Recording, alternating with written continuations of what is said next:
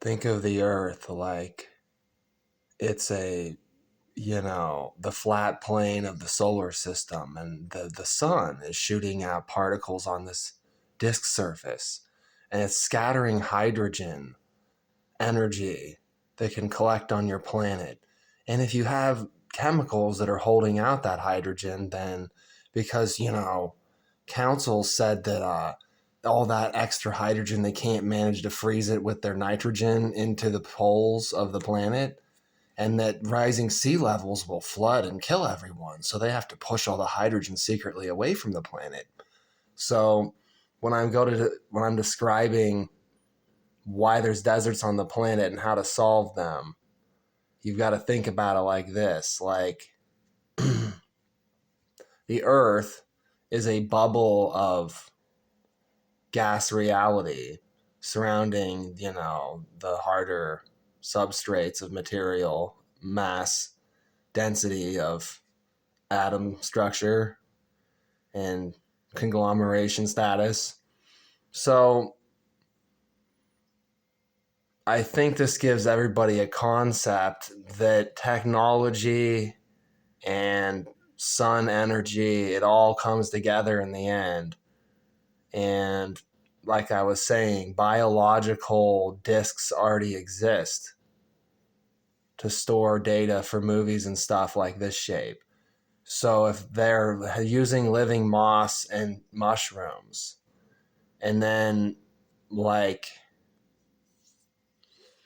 using that data, well, what I'm saying about living satellites with mesh, like it's an organism network out from the satellite, we bioengineer our future connection to the sun for energy on wavelengths of electromagnetism of like such high bandwidth that it's like rolling in, right? Like if you look at this picture, if you think about it, the sunlight is slamming in like underspun water breakers at the shoreline. So that energy has to be properly uncoiled and reacted upon by the planet as a big round sphere with the proper gases in the upper atmosphere, which has been continuously destroyed even to today. So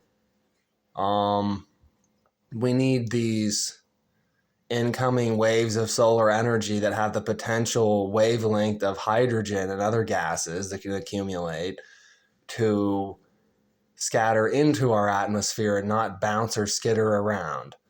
So that's just something everybody needs to think about. This is something that in the 80s was basically anybody, this is what they talked about, was this issue. So I just wanted to bring it up again and say it's still an issue. And we still have newer solutions, as there's newer polymers from glowing mushrooms and life forms in deep ocean where the hydrogen is crushing so deep and pressurizing those ocean trenches, and the hot water's coming out from the lava and squeezing down into platelets. So if you capture that bacteria